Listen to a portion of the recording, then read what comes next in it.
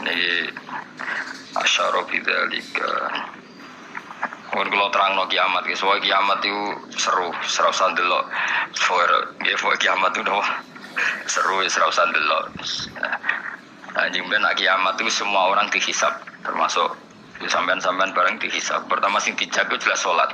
Jadi kalau masalah ibadah mahdoh itu salat, nah masalah sosial itu asal tidak saling bunuh.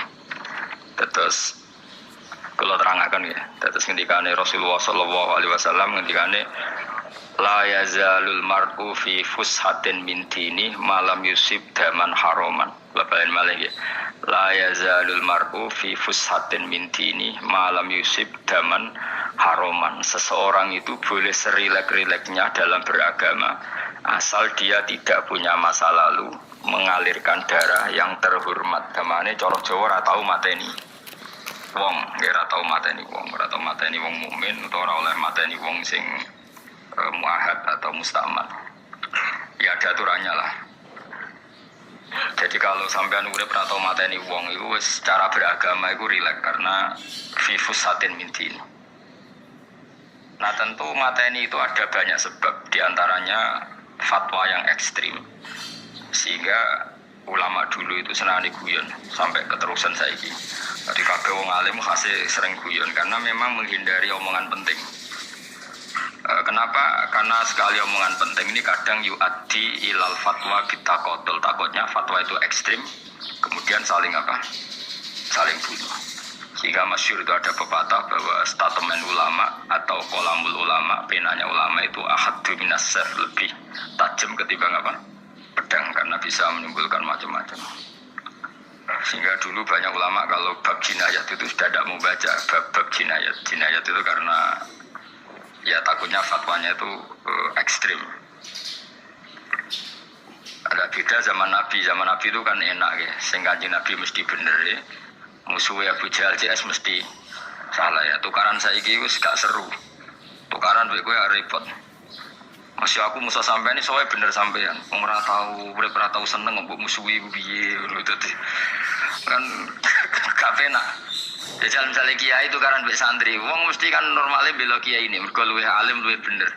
Tapi kan cara pandang lha iya sing bener kok mau ngalah.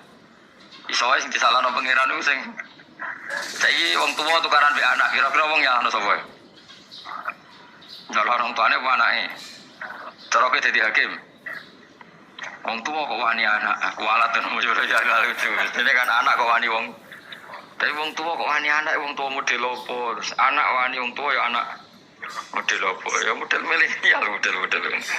Tapi potensinya itu sama-sama salah. Sehingga ulama itu mulai dulu itu menghindari, ngetikan penting itu menghindari. Karena ya tadi takut fatwa itu. Saya ulang lagi ya, jadi seseorang itu selonggar-longgarnya dalam beragama asal tidak pernah membunuh darah yang seharusnya tidak terbunuh.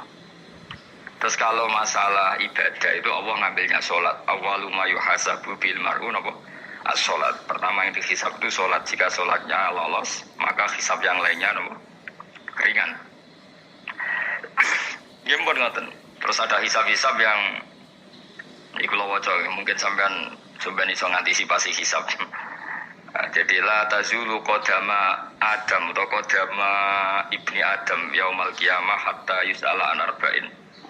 Pertama ditanyakan dari sifat mudanya, dihabiskan untuk apa, umurnya untuk apa, hartanya dari mana, setelah mendapat untuk apa. Terus wa an ilmihi madza amila bihi, terakhir setelah mendapat ilmu itu apa yang dia perbuat. Mana ada orang tua ilmu itu tidak ditakoki wae pengenan ora apa takoki. Ilmu iso nglakoni. Mboten gadah ilmu ya Gusti. Terus serepet dunya mboten gadah dunya. Lha opo ning dunya nggih ngentosi mati sing aman apa? Sebab itu orang fakir itu masuk surga lebih cepat timbang orang kaya kajek 500 tahun ketakoy. Dia apa mboten gadah napa-napa. Iso ngaji mboten. Jadi gak perlu pertanggungjawaban mergo napa. Sekacau kan. Nah, sementing kalau terang ngeten ya, iki penting rungokno. Mahsyar iku maknane iku nggon giringan.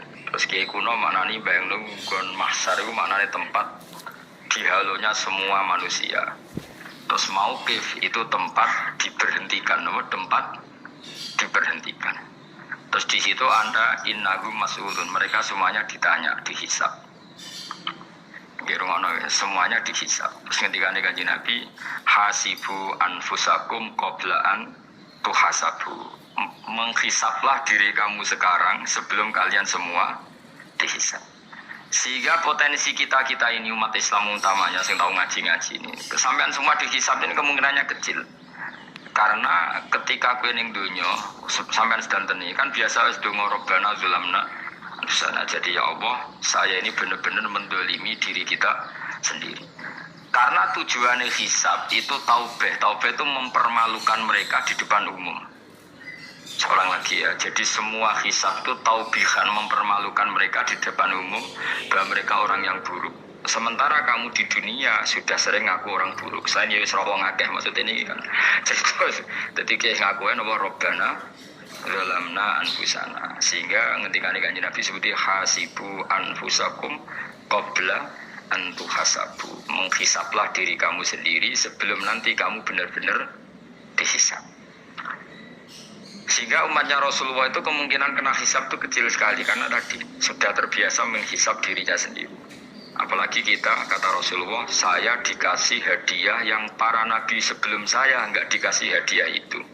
Apa itu? 5 hal itu. Di antaranya apa? Kata Rasulullah, wa utitu khawatima suratil Baqarah.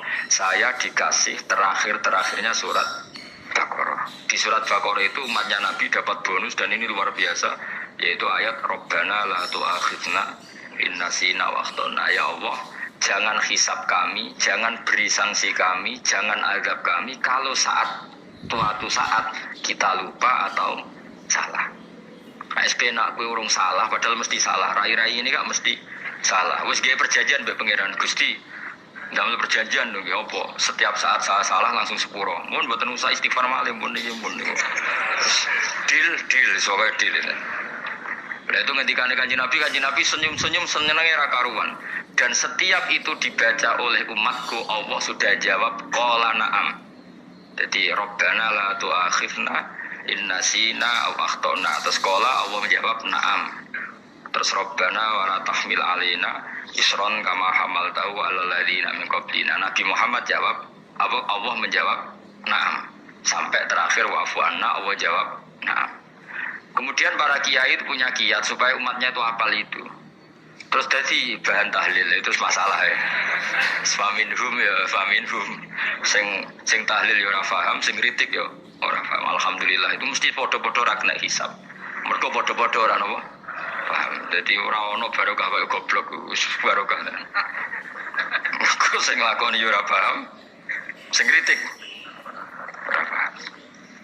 Jadi kalimat yang di akhir surat Baqarah itu adalah termasuk hadiahnya Rasulullah yang tidak diberikan pada Nabi sebelumnya. Ini nomor ini.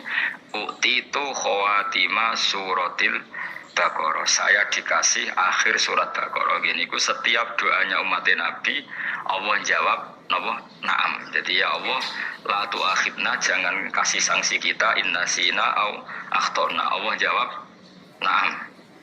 Itu satu. Terus kedua, umatnya Nabi itu kalau dosa itu tidak perlu prosedurnya harus istighfar.